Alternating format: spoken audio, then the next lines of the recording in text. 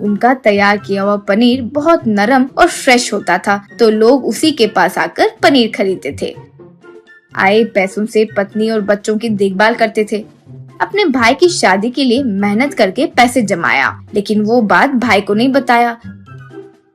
एक बार पनीर राजा से उसका भाई नीरज, भैया ऐसे कितने दिन एक एक रुपया मेहनत से कमाओगे? आजकल एक नया पाउडर मार्केट में आया है भैया, उस पाउडर को पानी में मिला दो तो बस है, दूध के बिना ही पनीर तैयार हो जाता है। वैसे हम भी पनीर तैयार करके बेचेंगे तो अच्छा होगा ना भैया, हमें बहुत लाभ मिलेगा। यूँ कहा तब पनीर राजा, रे भाई, हमारा व्यापार अच्छा ही चल रहा है ना, लाभ भी ठीक से ही मिल रहा है, तो हमें और लालच क्यों चाहिए? बोलो, तुम पिताजी के गुजर जाने के पहले जो बात बताए वो भूल गए क्या? हम इतने समय से दूध, दही, पनीर सब बेचते हुए आ रहे हैं, हमेशा शुद्ध बिना मिलावट के चीजें ही हमने बेची हैं। तुम लोग भी कभी मिलावट के बगैर ही चीजें बेचना, ऐसे पिताजी ने हमसे वचन लिया है ना, भूल गए क्या? यूँ कहा तब नीरज, अब्बा भैया, अभी भी आप पिताजी को दिए वचन, माँ को दिए वचन के बारे में बोलोगे तो कैसे? ऐसे ही करोगे तो बड़ा घर, कार ये सब कैसे खरीदेंगे? अब दुनिया बहुत तेज हो गई है, हमें भी आगे बढ़ना चाहिए। यूँ कहा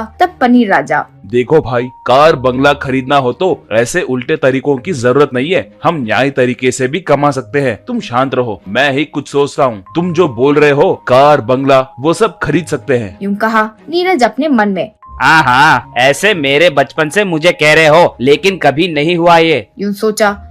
कुछ दिन यूं ही बीत गए। पनीर राजा अपने भाई की शादी खूब धूमधाम से किया, लेकिन दहेज नहीं लिया। नीरज की शादी हुई। एक दिन नीरज पनीर राजा के पास आकर भैया भैया कहते हुए कुछ कहने लगा। वही बगल में नीरज की पत्नी, और ऐसे क्या डरते रहते हो जी, पूछिए, यूं बोली नीरज।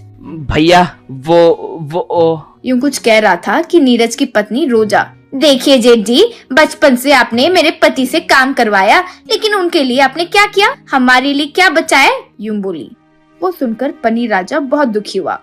ऐसे क्या है, मैंने कभी भी उसका मेरा ऐसे अलग अलग करके उससे बात नहीं की है। ये पूरी जायदाद दोनों मिलकर ही कमाए हैं, मुझे मेरे भाई से ज्यादा जायदाद नहीं है। ये लो, आज ही ये जायदाद पूरा भाई के नाम पर लिख के दे रहा हूँ। यूं कहा तब नीरज की पत्नी रोजा, अब्बा आज लिख कर देने के लिए ये कोई इंद्र भवन है क्या? एक छोटा झोपड़ी है, आप लिख कर भी दे दिए तो हमारे पास व्यापार करने के लिए क्या है? मेरे पति ने जो मेहनत करके कमाया वो नाम भी आपको मिला, उस पनीर को आप फिर कभी नहीं बेचोगे, यूं वचन दीजिए, यूं बोली। पनीर राजा बिना कुछ बोले अपने पत्नी की ओर देखता है। पत्नी कुछ नहीं कहते हुए ठीक है कहकर सर हिलाई। इस तरह पनीर राजा अपने भाई को पूरी जायदाद लिख कर दे दिया